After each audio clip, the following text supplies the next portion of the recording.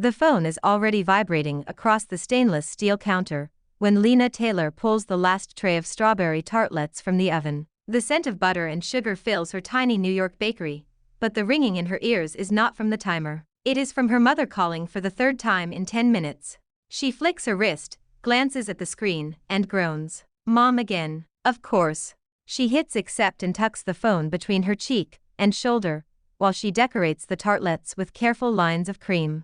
Mom, I am working. Lena tries to keep her voice level, but the words come out tight. It is New Year season. People like sugar when they try to forget their mistakes. Your mistake is still single at 25, her mother snaps through the speaker. Lena, your cousin already has 2 children. Do you know what your aunt said to me tonight? She said you must have a problem because no man wants to marry a girl who only cares about cakes. Lena squeezes the piping bag too hard. A thick spiral of cream explodes on one tartlet, turning the neat pattern into a messy cloud. I own my shop. She wipes her fingers on a towel. That is not a problem. That is a career. Career will not spend the New Year's Day with you. Her mother slips into the language of home, then switches back. Listen, your father and I already discussed it. If you do not bring a boyfriend home before New Year, we will set your engagement with Dylan. Lena almost drops the phone. What engagement? Mom, are you serious right now? Dylan is a good boy. He has a stable job at the bank. His parents are old friends of ours. Your aunt thinks it is perfect. We already promised to talk about the marriage certificate this year. Lena stares at the tiny bakery, at the jars of sprinkles and the fairy lights she spent hours stringing across the window. Outside, snow floats past the glass, glowing under the street lamps. Inside, her life smells like vanilla and strawberries, and suddenly all she can taste is metal. You promised without asking me. Her voice goes flat. You promised my whole life without asking me. Lena, we are your parents. Her mother sighs, the sound full of that familiar mix of love and pressure. Your bakery is sweet, yes, but it will not hug you when you are old. Dylan will. He is willing to marry you even though you do not have a normal job. Wow, what a saint. Lena laughs, sharp and humorless. I am not a charity case. You are being stubborn again. You have 2 options. Bring a real boyfriend home, or we go forward with Dylan. We have already told the relatives to expect good news. Do not embarrass us. The word embarrass lands like a slap. Lena closes her eyes. Her throat burns. She thinks of Dylan Hart, with his smug smile, and his habit of looking at her bakery like it is something sticky on his shoe. She imagines standing next to him in some hotel ballroom, while people clap and say how lucky she is. There is not enough sugar in the world to sweeten that picture. I am not marrying Dylan. She speaks slowly, as if each word is a brick she has to drag out of her chest. I will bring someone. Happy now? On the other end, her mother goes suspiciously quiet. You already have someone, she demands. You never said that before. Lena glances at the clock. It is close to midnight. After closing, she plans to roll her little cart of signature desserts down to the New Year Street Market a few blocks away, hoping to catch the late crowd that wanders out after work parties. She has 0 plan for a boyfriend. But the alternative is Dylan. Yes, the lie slides out before she can stop it. I am seeing someone. Her mother gasps so loudly that Lena holds the phone away from her ear. Why did you not say so earlier? What is his name? What does he do? Is he serious about you? Lena squeezes her eyes tighter. His name is Ethan. The first name that pops into her head is from a romance novel stacked under her counter. He is an artist. He is quiet, good with his hands. Artist. Her mother sounds horrified. How does he make money? Mom, I have customers waiting. Nobody is actually in the shop, but she cannot breathe. We can talk when I get there. I will bring him home for New Year. End of story. You promise? I promise. She hangs up before she can hear the next complaint and presses her palms over her eyes. Her heart is pounding so hard that her fingertips tremble when she lowers them. An artist boyfriend. She does not even know a real artist. Her social life in the past 2 years has been 20% delivery drivers, 70% regular customers, and 10% reality dating shows playing on the small television in the back. You did it this time, Taylor, she mutters. Congratulations. Snow taps against the window. Outside, the New Year market is already setting up, a string of colorful stalls, and fairy lights turning the street into a glittering river. Lena squares her shoulders. Fine, she can find an artist, or find someone who looks enough like one to fool her family for a few days. She has survived worse kitchen disasters than this. She boxes the tartlets, wipes the counter, pulls on her thick coat and red knitted hat, and drags her dessert cart into the night. The street is a blur of color and sound. Vendors shout about hot chocolate and roasted chestnuts. Children run past with sparklers. Lena wheels her cart to her usual spot near the end of the block, and flips open the glass lid to reveal neat rows of tartlets, brownies, and tiny mousse cups with golden sprinkles. She pastes on her professional smile and starts selling. Work steadies her. People who taste her desserts always smile, and tonight is no different. Praise and laughter roll over her in waves, and the panic in her chest slowly eases. Then she sees him. At the far corner of the market, almost hidden behind a pillar, a man stands next to a battered wooden easel. A few canvases lean against the wall, their colors muted under the soft lights. The man is tall, shoulders broad under a worn navy jacket that has seen better winters. His dark hair falls slightly over his forehead. He is sketching something quickly, his gloved hand moving with easy precision. He looks like every cliché of a broke artist, and yet nothing about him seems small. People pass him without stopping. There is no price sign, no bright slogan, just his art and his quiet focus. Her phone buzzes again. A message from her mother flashes on the screen. Remember, do not fool around. Bring him home. We already told Dylan to be ready. Lena looks from the message to the man with the easel. Something reckless flips in her chest. An artist. Before she can talk herself out of it, she locks her cart, wipes her hands on her apron, and marches toward him through the crowd. Up close, the details sharpen. He is sketching the market itself, capturing the glow of lights and the curve of a child's smile with quick strokes. His jaw is shadowed with stubble. There are faint lines of tiredness at the corners of his eyes, but when he glances up and their gazes meet, those eyes are startlingly clear. "Hi," Lena blurts. "Do you want to earn $500? It is not, she realizes, the smoothest opening line she has ever used. The man blinks. "I am listening," he says. His voice is low and warm, a little hoarse from the cold. No pressure at all with that kind of number. "I need a boyfriend," Lena says, then winces. "I mean, a fake one. Just for a few days. To go home with me for New Year, and convince my parents I am not a tragic case, who should marry my cousin." His brows lift. That is a very specific job description.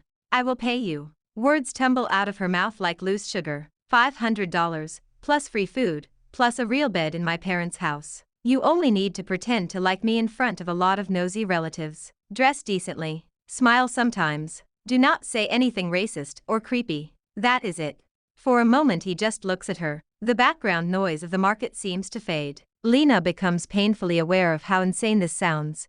Of how blue her nose probably is from the cold. Of the flour dust still clinging to her sleeve. He sets his charcoal stick down. "What is your name?" he asks. "Lena. Lena Taylor."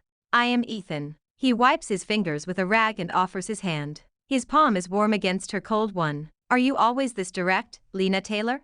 "When my family threatens my freedom, yes." She pulls her hand back and wraps her arms around herself. "So, will you do it? I need to give them an answer tonight." Ethan studies her for one long second, then glances at her dessert cart down the street. "Those are yours?" he asks. "My bakery," she says. Pride slips into her voice despite everything. "Sweet life. I do tartlets, cakes, anything with sugar." He smiles, slow and genuine. "You know, I came here tonight to clear my head, maybe taste something that does not come from a hotel buffet." He picks up his sketch pad and begins to stack his canvases. "I did not expect a fake girlfriend offer on top. So is that a yes or a no?" He locks the easel legs with practiced movements. "It is a yes," he says, "on one condition." Lena narrows her eyes. "What condition?" "You let me pay for your desserts instead of adding them to my fake boyfriend contract. I have my pride." "Pride is expensive," she mutters, but relief crashes over her like a wave. "Fine. You can pay for the brownies. Deal." He folds the easel, tucks the sketchpad under his arm, and nods toward her cart. "Start with one of everything you are most proud of," he says. "If we are going to fool your family, I should know what makes you light up." They walk back to the cart together. Snow drifts lazily around them. Lena feels the knot in her chest loosen just a little. She has no idea that the man beside her is not a broke artist at all, but the person who owns half the restaurants that keep her bakery afloat. She only knows that for the first time that night, the future does not feel like a locked door. The bus to her hometown leaves just after dawn. Lena dozes against the cold window, chin tucked into the edge of her scarf, while the city lights fade behind them. Ethan sits in the aisle seat with his jacket folded neatly on his lap. Without the jacket, he wears a simple dark sweater over a white shirt. His clothes are plain but fit too well to be cheap. Lena notices and forces herself not to overthink it. She has made her choice. There is no walking it back now. She texted her mother at 3 in the morning. Bringing Ethan home. Relax. Stop selling me to Dylan. The reply came instantly. We will see if he deserves you. Her stomach twists just remembering it. So, Ethan says softly, breaking the silence. Is this the point where I get my script? Script? For the role. He gives her a small smile. Your fake boyfriend. I should at least know what I am supposed to like, what I am supposed to hate, and which relative is the most dangerous. Despite herself, Lena laughs. Okay. She tucks one leg under her and turns to face him. You like coffee without sugar, old movies, and me. Especially me. You hate people who talk with their mouths full, and anyone who calls my bakery a hobby instead of a business. Easy enough. Ethan nods. What about my tragic backstory? She considers him. His eyes are closed now, head tipped slightly back against the seat. He looks calm, faintly amused, as if this is just another strange adventure in a life that already holds plenty. You grew up average, she decides. Not poor, not rich. You wanted to be an artist, but your parents wanted something stable. So you tried a lot of things, but art is what makes you feel alive. Something flickers behind his eyelids. Not bad, he says quietly. What about you? What about me? Who is Lena when she is not fighting with her mother on the phone, or bribing strangers at a market? She rolls her eyes, but the question slides under her skin. I bake, she says. I wake up at 4, I mix batter. I burn myself on hot trays at least twice a week. I deal with vendors and repair ovens and smile when customers ask if I have ever thought about getting a real job. His mouth tightens. And I like the first bite people take when they try something new. That tiny silence before they decide if they love it. That is my favorite sound.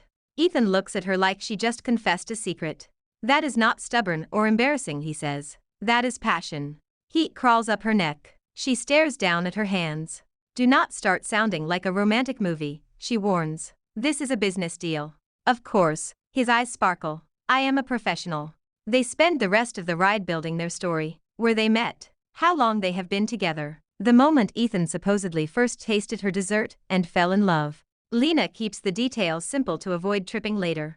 By the time the bus crosses the bridge into her hometown, the winter sun has climbed higher. The small town spreads out beneath them, covered in a thin layer of snow. Red lanterns and New Year banners hang from balconies. Smoke curls from chimneys. The streets are dotted with kids dragging sleds and grandparents in thick coats gossiping at corners. Lena's chest tightens with a familiar mix of nostalgia and claustrophobia. Welcome to the Taylor's kingdom, she murmurs. Looks cozy, Ethan says. He peers out the window with real curiosity, not the polite boredom of someone who has seen too many perfect postcards. She points out the park where she learned to ride a bike, the bakery that used to belong to a family friend, the old movie theater now transformed into a discount store. The bus pulls into the small station. Her parents are waiting near the entrance, bundled in thick jackets, standing next to Dylan Hart. Lena's jaw clenches the instant she sees him. Dylan wears a crisp coat and a smug smile. He holds a paper cup of coffee like it belongs in a commercial. When his gaze lands on Lena and then slides to Ethan, the smile falters. So does Lena's courage.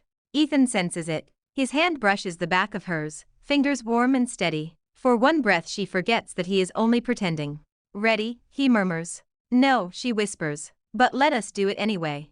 They step off the bus together. Lena, her mother rushes forward, eyes damp in the winter air. You lost weight again. Why do you work yourself like this? Then she notices Ethan holding Lena's suitcase, not Dylan. Her gaze sweeps over his plain sweater and old jacket. Doubt flashes across her face like a storm cloud. This is Ethan, Lena says quickly. She squeezes his arm. My boyfriend. Her father, a tall man with gentle eyes, steps up behind her mother. His expression is more reserved, but his gaze is sharp. Welcome, he says. I am David Taylor. This is my wife Linda. You must be tired from the trip. Mr. Taylor, Mrs. Taylor. Ethan smiles and shakes their hands firmly. Thank you for having me. Lena has told me a lot about you. Dylan clears his throat. Aunt Linda, Uncle David, I thought we agreed I would drive Lena home today. His tone is smooth but stiff. You did not mention she was bringing someone. Lena's mother gives him an awkward look. Things changed, she says. Dylan, this is Ethan, Lena's boyfriend. Dylan glances at Ethan again, this time openly dismissive. An artist, right, he says. We saw your message in the family group chat. Ethan does not flinch. Yes, he says easily. I paint. I also do some consulting work here and there when I have to pay rent. Consulting, Dylan repeats. That sounds vague. Like some people's bank jobs, Ethan replies, still pleasant. Very important, very secret, hard to explain to outsiders. Lena snorts before she can stop herself. Her mother shoots her a warning look, but her father's mouth twitches. They load the luggage into the back of the tailor's old car. Dylan reluctantly steps aside when it becomes clear there's no seat left for him on this ride. As they drive toward the family house, Lena exhales slowly. You survived the first level, she tells Ethan under her breath. That was only the tutorial, he murmurs back. The boss fight is probably at dinner. She smiles despite the tension in her shoulders. At home, the smell of simmering soup and spices wraps around them. Red couplets hang on the doorframe. Inside, the living room is crowded with paper-cut decorations and framed family photos. Ethan pauses to study a picture of a much younger Lena, cheeks round, holding a giant rolling pin. You started early, he says. My parents pushed hard, she answers. They wanted me to learn something useful. They did not expect I would open an actual bakery instead of marrying a dentist. Tragic. He sets the photo frame back with a care that makes her parents exchange a quick look. During lunch, Ethan sits between Lena and her father. Linda tests him with rapid questions. Where are you from? How do your parents feel about your job? Can you support yourself with art? He answers each one with calm honesty, never arrogant, never defensive. He talks about selling paintings in small galleries, taking freelance design work, helping restaurants pick art that matches their brand. He does not mention that he owns one of those restaurant groups. When Linda complains about the rising prices of ingredients, Ethan nods in understanding and asks about her favorite dishes. When David sighs about his back pain after years at the factory, Ethan listens carefully, then suggests a simple stretch an old coach once taught him. He laughs at the right moments. He does not talk with his mouth full. He compliments Lena's cooking, and then compliments Linda's home recipes for teaching her. Halfway through the meal, Linda's interrogation shifts into storytelling. She starts describing the year Lena won a local baking competition, eyes shining. David pours Ethan a small glass of rice wine. Dylan, who has joined them later with a gift basket and an expression that screams competition, fidgets at the edge of the table. So Ethan, Dylan says suddenly, what exactly is your plan for the future with Lena? Marriage, house, kids, those things cost money. Lena tenses. Her mother glances anxiously between them. Ethan sets his chopsticks down and wipes his fingers with a napkin. My plan, he says, looking straight at Dylan, is to grow my work and support myself, to make sure I can offer Lena not just a roof, but a life where she is free to do what she loves. I do not need a sports car or a luxury apartment to prove my worth. I only need to show up for her every day. The room goes quiet. Linda blinks, surprised. David clears his throat, but does not hide his approval. Dylan gives a humorless laugh. Nice speech, he says. But speeches do not pay bills. They do not, Ethan agrees. But business plans do. The way he says it makes Lena's skin prickle, like there is something she is not seeing. Before she can puzzle it out, her mother claps her hands. Enough, Linda says. It is New Year. We should be happy. Dylan, help me bring out dessert. Ethan, you stay and chat with David. Ethan meets Lena's gaze. For a moment, something unspoken passes between them. Gratitude, amusement, something warmer that Lena refuses to name. As the afternoon fades into evening, fairy lights flicker on around the house. Relatives begin to arrive with loud voices and bags of fruit. The real chaos is about to start. Lena straightens her sweater in the hallway mirror and takes a deep breath. Ready for the boss fight now? Ethan asks quietly behind her. She meets his eyes in the reflection. He stands close enough that she can smell faint paint and soap beneath the scent of her vanilla lotion. As ready as I will ever be, she says. They step into the living room together. By the time the last relative arrives, the Taylor's living room feels like it is bursting at the seams. Aunts and uncles fill the couches. Cousins sit cross-legged on the floor, passing snacks back and forth. Children weave between adults with sticky fingers and red envelopes. The television plays a glittering New Year show that nobody actually watches.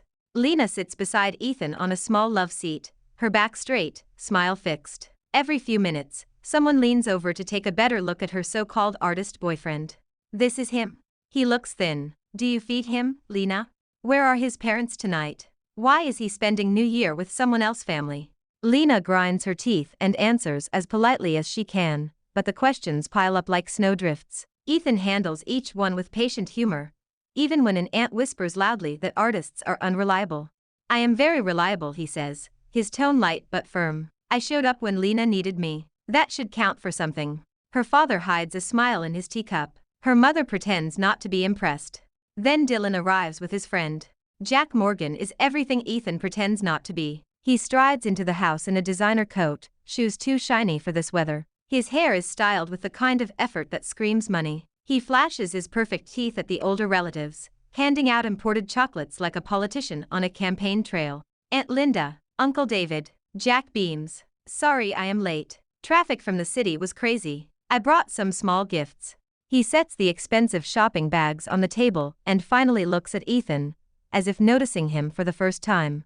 And this must be the famous artist, he says. I have heard Lena is very loyal. She turned down so many better options. Lena bristles. Ethan is not some last choice, she snaps. He is my boyfriend. Of course, Jack says smoothly. I am sure he is great. I just mean it is brave to invest in passion instead of stability. He reaches into his coat pocket and pulls out a slim stack of bills folded around a business card. Here, Jack says, holding the money out toward Ethan. In case painting gets slow, consider it support from a friend. Maybe you can take a few days off and let Lena think clearly about her future. Time slows. Lena feels her face burn with humiliation and anger. Relatives gasp. Someone mutters that Jack is being generous. Dylan watches with cold satisfaction. Ethan does not move for a heartbeat. Then he stands up. The room seems smaller when he is on his feet. He is not much taller than Jack, but there is a stillness to him that makes Jack's flashy confidence look cheap. I do not take money to leave people, Ethan says. His voice is steady, but there is steel in it now, especially not the woman I care about. Come on, Jack scoffs. Do the math. You can live for months on this if you stop pretending. A girl like Lena is wasted on someone who cannot even buy her a decent ring. Lena opens her mouth, ready to tear into him, but Ethan lifts a hand slightly, stopping her. You are right about one thing, Ethan says. Lena deserves the best. That is exactly why I will not walk away. He does not accept the money. Instead, he takes out his phone and taps a contact with calm precision. Leo, he says when the call connects. It is Ethan. I need you to pull the Morgan accounts from our partnership list. Jack blinks. Excuse me, what? Ethan continues as if he has all the time in the world. Yes, all of them, he says into the phone. Freeze new orders. Put a hold on shipments until further notice. If they have a problem, they can call me after the holidays. Jack laughs uneasily. Funny, he says. You know someone at the company that sponsors us? Ethan ends the call and slips the phone back into his pocket. I am sorry, he says. I forgot to introduce myself properly earlier. He turns to Linda and David. Mr. Taylor, Mrs. Taylor, he says respectfully. I usually try to keep work and personal life separate, but since Jack insisted on talking about money, I should clarify that I am Ethan Locke. I run Locke Hospitality Group. We supply restaurants and hotels across the city, including the Morgan family properties. The room freezes. Lena hears nothing but the wild rush of her own heartbeat. The name ripples through the relatives like a shock wave. Half the people in the room have eaten at a Locke restaurant at least once. David sets his teacup down very slowly. Linda's mouth falls open. Jack goes pale. You are joking, Jack says weakly. You cannot be that Ethan Locke. Ethan lifts one shoulder. You offered me cash to dump my girlfriend, he says. Do you really think I would joke about who I am after that? Jack stares at him, then at Dylan, who looks like someone just pulled the chair out from under him. Aunt Linda, Uncle David, Dylan starts quickly. We did not know. This is a misunderstanding. Jack was just trying to look out for Lena. There is no need to make things difficult in business. It is already difficult, Ethan says, voice cool, because you treated Lena like a prize you could toss around in your group chat. You made her feel like a failure because she chose her own path. He turns to the room at large, eyes sweeping over every face. Let me be clear, he says. Lena is not a burden. She is the hardest working person I know. Her bakery is not a joke. It is a business with real potential. If any of you want to taste proof, you are welcome at our pop-up in the city. Otherwise, stop treating her future like a bargaining chip.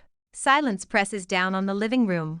Then one of the older uncles clears his throat. Lena makes good cakes, he says gruffly. I think it is better she follows her dream than marry just for money. Exactly, another aunt chimes in quickly, changing sides in an instant. Young people these days, they want love. We should not interfere too much. Linda exhales slowly. Pride wars with something softer in her eyes.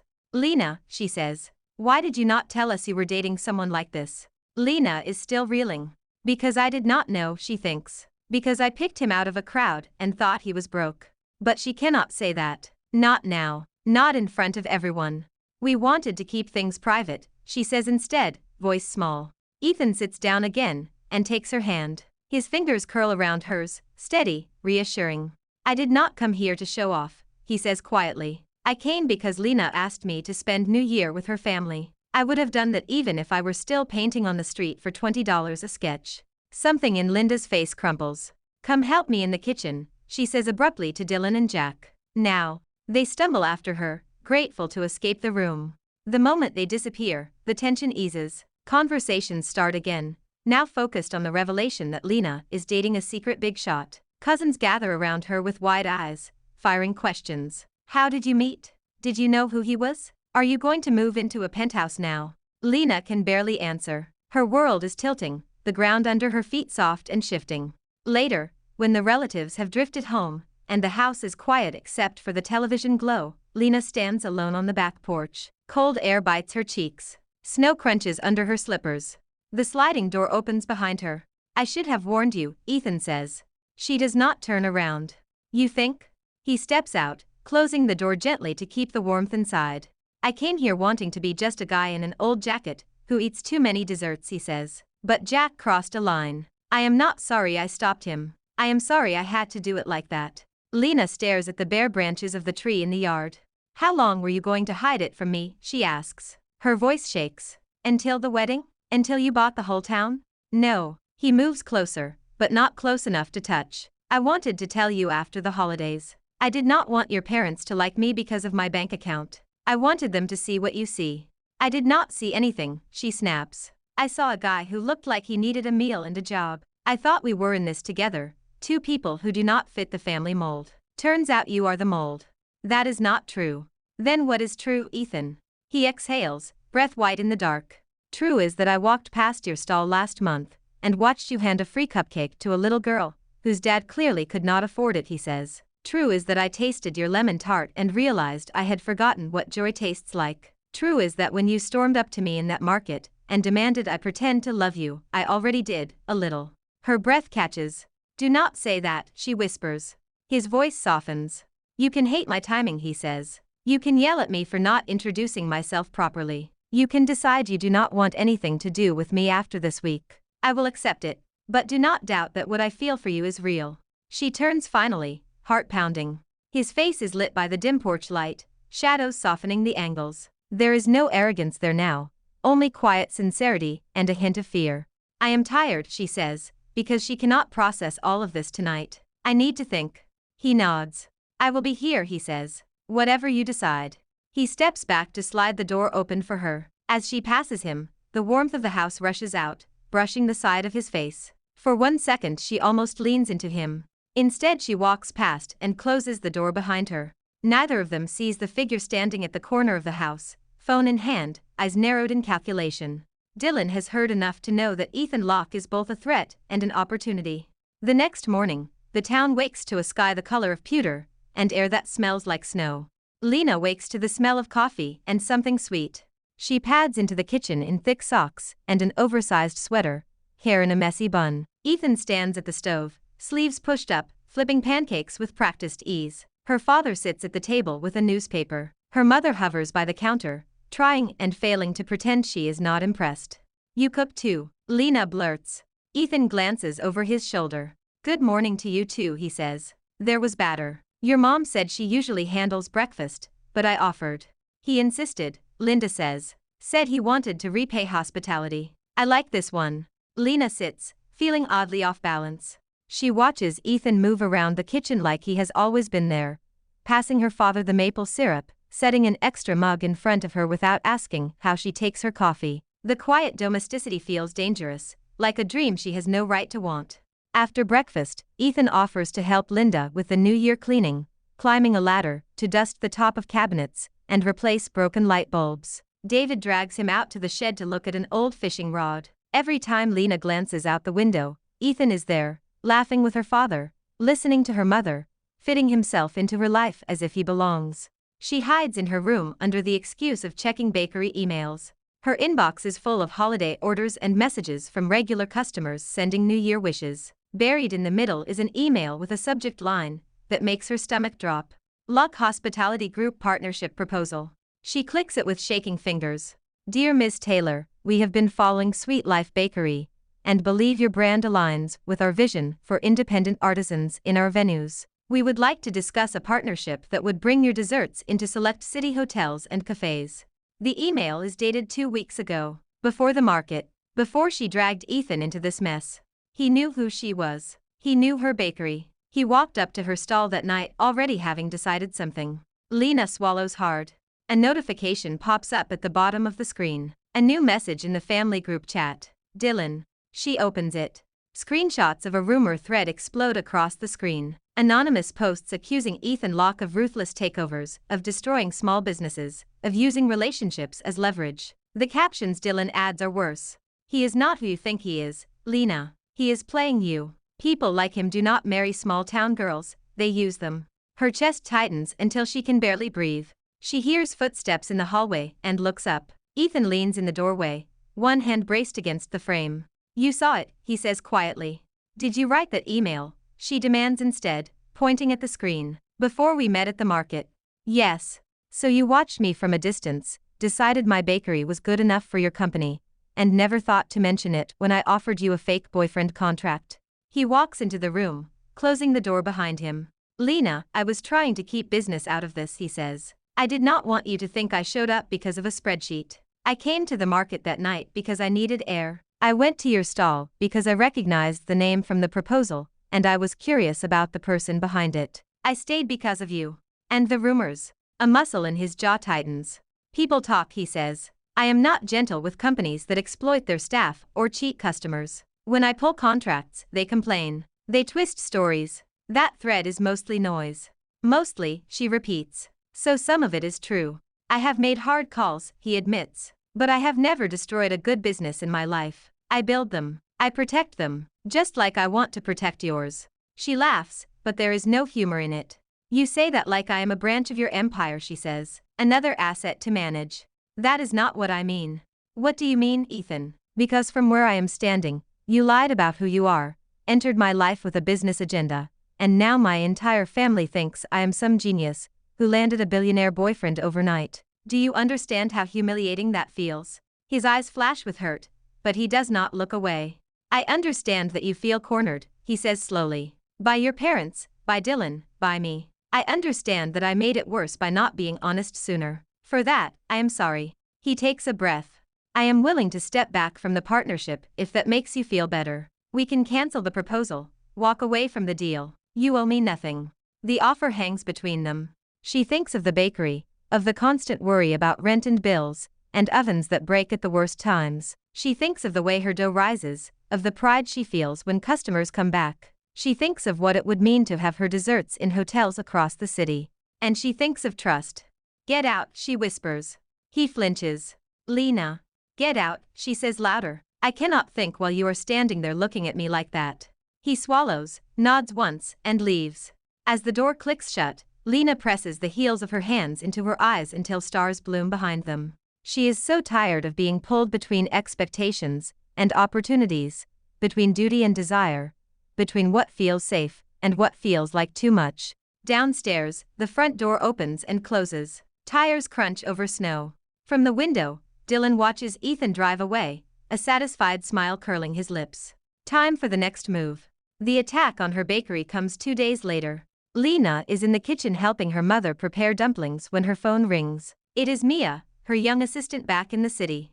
Lena, Mia sobs the moment the call connects. They came to the shop. They said they were from the bank. They waved papers and said the rent is overdue, and they are locking us out. I tried to call the landlord, but his number is off and I am scared. Lena's hands go cold. Flour dusts her fingers as she clutches the phone. Slow down, she says. Who came? What exactly did they say? They said Sweet Life is in debt, Mia hiccups. They had a notice with your name. One of them kept taking pictures, saying he would post online that the bakery is closing. They only left when I started recording them. Lena's pulse roars in her ears. Her landlord would have called her if there was a problem. She keeps her payments on time. The whole thing stinks of a setup. Pack the important stuff and lock up, she orders. Do not open the door for anyone you do not know. I will figure this out. She hangs up and immediately dials the landlord. No answer. She tries again. Voicemail. A memory of Dylan's smug face flashes in her mind. Of his job at the bank. Of the way he whispered in the corner with Jack after Ethan left. Lena, her mother asks, wiping flour from her hands. What happened? My bakery, Lena says, throat tight. Someone is messing with my lease. Her father stands up so fast his chair scrapes the floor. Call Ethan, he says. He will know what to do. The instinctive trust in his voice slices through her. I do not need Ethan, she snaps, then immediately feels guilty when she sees the hurt in his eyes. I mean, I cannot always run to him when something goes wrong. Sometimes you need help, David says quietly. You have carried this bakery alone for a long time. Let someone carry you, just a little. She hugs herself, shaking. Her phone buzzes again. This time it is an unknown number. She almost lets it go to voicemail, then answers. Hello? A smooth voice slides through the line. Hard day, cousin? Dylan, she growls. So rude, he says. You should be nicer to family. Especially family who can help with financial troubles. You did this, she spits. You are behind this stunt at my bakery. Relax. He laughs softly. It is just a gentle reminder that you should not bite the hand that tries to feed you. Jack is still very interested in supporting your little shop. The bank could be convinced to look the other way for a while. All you have to do is stop clinging to that lock guy and make a smarter choice. I would rather burn my bakery to the ground than let you and Jack own a piece of it, she says. Careful, he warns. New Year is not a good time to play with fire. Think about it. If you come to the hotel tonight and sign a preliminary agreement to partner with Jack, I can make this problem disappear. If not, I cannot promise what will happen when the landlord finally picks up his phone. The line clicks off. Lena stands there shaking, phone pressed to her ear, dumpling dough drying on her hands. She has never felt so cornered in her life. Who was it? David demands. She tells them everything. About the fake debt notice. About Dylan's threat. About the offer. Linda sits down hard. That boy, she whispers. I did not raise him, but I watched him grow up. How did he become like this? We have to go to the police, David says. This is extortion. And tell them what? Lena asks bitterly. That my cousin is a jerk with connections at the bank. They will turn it into a civil dispute, and it will drag on for months. My bakery will not survive that. They will not leave you alone, Linda says. They want something from you. Lena knows exactly what they want. Control. A neat story where she marries the right man, joins the right business, and everyone profits. Her phone buzzes again. This time it is a simple text. 7 tonight, Hart Hotel, come alone. Her stomach twists. She thinks of Mia, crying in the bakery. She thinks of the ovens, the recipes, the regulars. She cannot lose that. She grabs her coat. Lena, her father says sharply. Where are you going? To end this, she says. I will not let them use my shop as a bargaining chip. Not Dylan. Not Jack. Not anyone. Wait for Ethan, Linda pleads. Call him. He will come. We are not together, Lena says. The words hurt more than she expects. This is my mess. I will fix it. She walks out into the cold. At 7 sharp, she stands in the lobby of the Hart Hotel, hands clenched in her pockets. The hotel is trying very hard to look luxurious. Crystal chandeliers hang a little too low. The marble floor is polished to a blinding shine. Gold accents glint from every corner, like someone threw money at the design and hoped it would land well. Dylan waits near the elevators, wearing a smug smile and a suit that fits just right. Jack stands beside him, arms crossed. Lena, Dylan says, spreading his arms as if greeting a guest of honor. I knew you would come. You always were responsible. Let us make this quick, she says. What do you want from me exactly? Partnership, Jack says smoothly. You sign an agreement to make Hart Hotel your exclusive partner. In return, we help with your rent, your ingredients, maybe even expand Sweet Life to a second location. With our financial support, you will never have to worry again. And what do you get out of it? Jack smiles. A charming bakery as part of our brand, he says. And maybe a chance to see you more often. Dylan glances at his watch. We also expect a statement, he adds. You go on record saying you broke up with Ethan because you discovered some unpleasant truths. That you prefer stable, honest partners. You want me to help you smear him, Lena says slowly. Public opinion matters, Dylan says. You see how fast rumors spread online. A few well-placed comments, a few stories about how badly he treats small businesses, and his precious group will suffer. He cannot block every attack. And then you swoop in, she says. Heroic cousin and loyal friend, saving poor Lena from the big bad wolf. Exactly, Jack says, completely unashamed. Heat floods her face, not with embarrassment now, but with rage. You are insane, she says. Both of you. You think I will betray the man who defended me in front of our entire family just because you waved some fake notices at my bakery? Fake. Dylan laughs. Those numbers are real, Lena. Business is fragile. One bad month and everything cracks. You need people like us. No, another voice says from behind her. She really does not. The sound of those familiar footsteps rolls through her like thunder. She turns. Ethan walks into the lobby in a black coat and simple scarf. He looks nothing like the struggling artist she met at the market. His posture is straight, his expression cold, his presence instantly commanding the room. Two men in suits follow a few steps behind him, holding folders. How did you find out I was here? Lena demands, heart pounding. Mia called me after you hung up, he says, eyes not leaving Dylan and Jack. Apparently you told her not to, but she does not listen as well as your parents. He nods to the men behind him. This is my legal team, he says. They had an interesting time going through Hart Hotel finances today. Dylan's face drains of color. You had no right, he snaps. I have every right, Ethan says calmly. Because you decided to attack a business under my protection, and used my name in the process. One of the lawyers steps forward. We have evidence that Mr. Hart and Mr. Morgan instructed bank employees to fabricate a notice about Sweet Life Bakery lease, he says. We also have recordings of your conversation with Miss Taylor this afternoon. Dylan's eyes widen. You bugged my phone? We did not need to. Ethan holds up his own device. Lena records calls when she feels unsafe. Smart habit for a woman dealing with men who think they own her choices. Lena blinks. She had forgotten that she hit the record button, fingers shaking, just in case. We have enough to press charges for harassment and attempted extortion, the lawyer continues. Or we can settle this quietly, with a signed confession and a public apology. Jack rounds on Ethan. You cannot do this, he says. Our families do business together. Not anymore, Ethan says. As of yesterday, Locke Hospitality is terminating every contract with Hart Hotel and Morgan Holdings. I would rather take the loss than keep supporting people who treat others like property. Jack lunges forward, but another security guard appears from nowhere, blocking him. You are making a mistake, Dylan hisses. You are choosing her over an entire network of partners. I am choosing basic decency, Ethan says. Something you seem to have misplaced. He looks at Lena then, the anger in his face softening. Your bakery is safe, he says. The landlord accepted an offer to sell the building this afternoon. It now belongs to a shell company under my group. Your rent will not go up. Your lease is secure. You can fire whoever showed up with those fake notices. The floor tilts under her feet. You bought my building, she whispers. I protected it, he says. I will not touch your operations. The bakery is yours. I just put a shield around it. Without asking me. His shoulders drop a fraction. If I had waited, Dylan would have moved faster, he says. I did not want to risk losing the place that means so much to you. The lawyer clears his throat.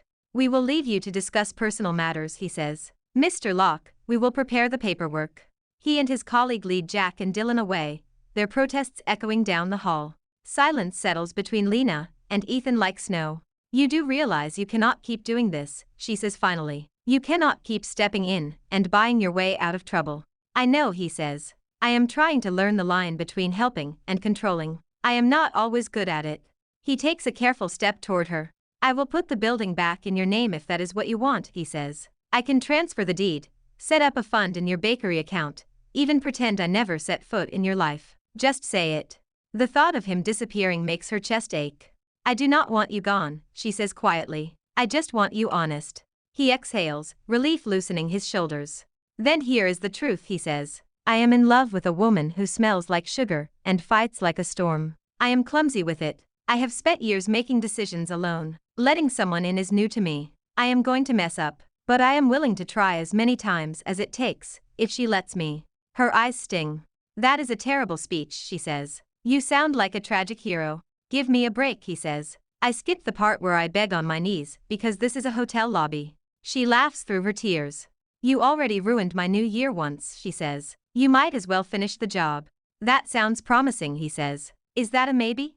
She looks at him, really looks, at the mix of power and vulnerability, at the man who showed up when she called, who stood in her parents' living room, and took every insult, who defended her even when she pushed him away. Ask me again tomorrow, she says. On New Year night. If you still mean it.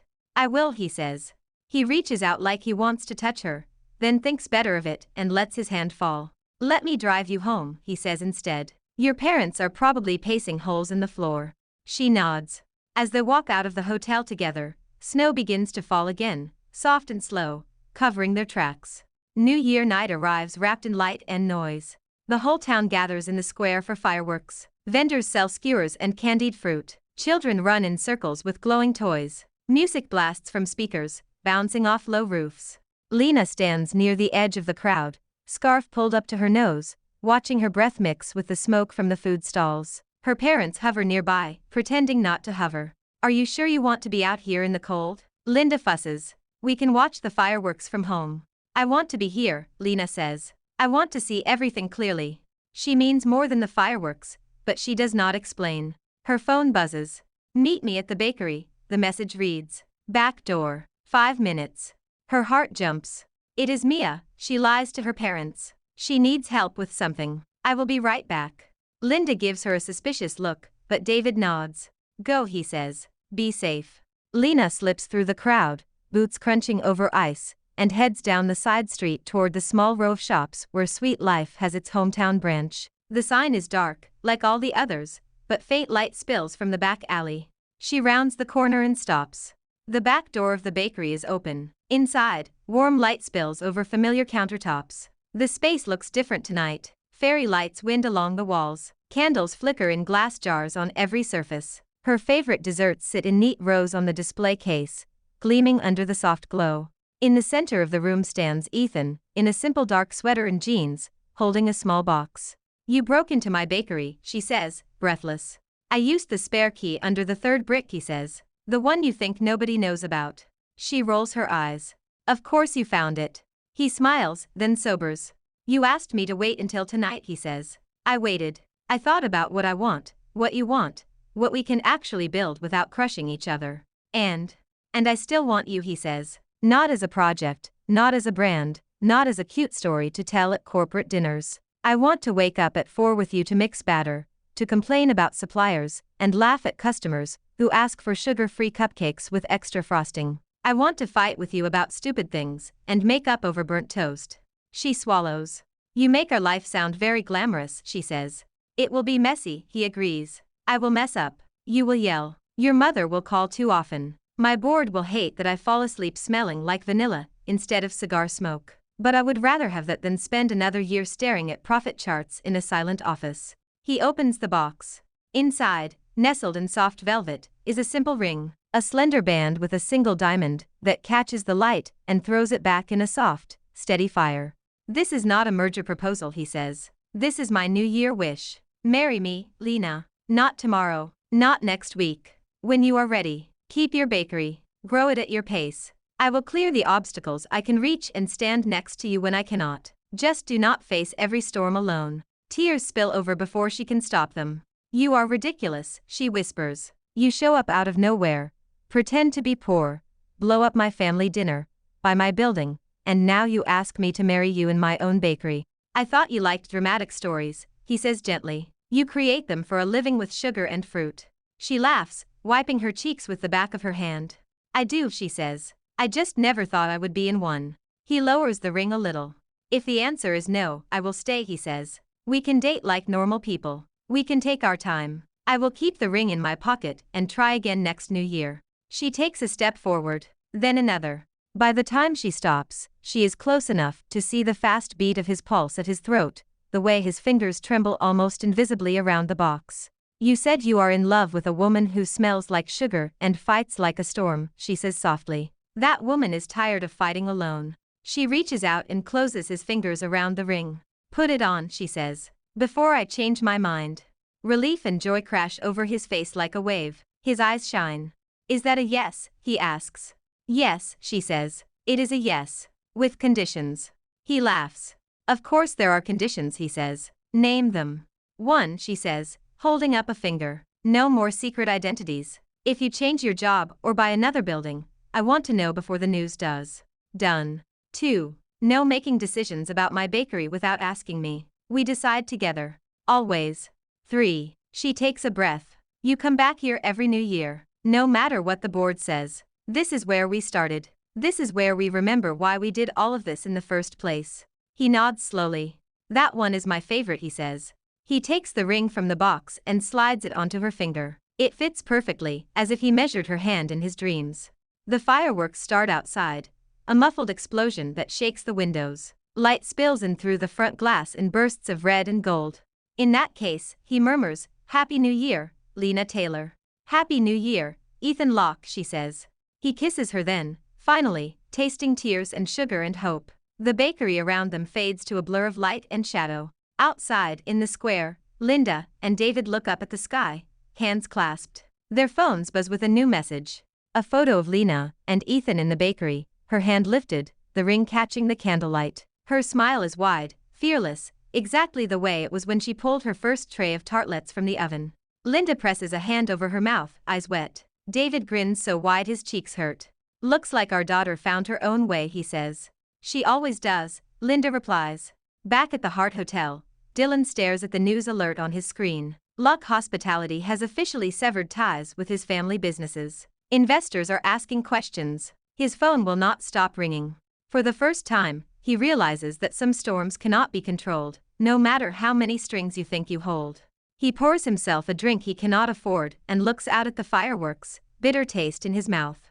In the city months later, tourists stand in line outside Sweet Life Bakery, drawn by the smell of sugar and stories of a certain New Year proposal. Articles call Lena Taylor the girl who married the invisible king of restaurants. She rolls her eyes at the nickname, but secretly likes the part where they mention her lemon tarts. On the wall behind the counter hangs a framed sketch of a New Year market, drawn in charcoal. 2 small figures stand at the center, one pushing a dessert cart, the other holding an easel, snow swirling around them.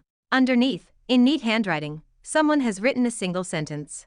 "Sometimes, the sweetest revenge is building a life so good, you forget they ever tried to script it for you." Lena reads it every morning before she opens the door, smiles, and flips the sign to open. The bell above the door rings.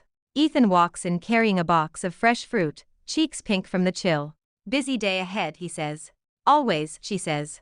She leans over the counter to kiss him once, quick and sure. Then she turns to the first customer of the new year, hands steady, heart light, ready for whatever story comes next. Thanks for watching. Follow for more romance stories.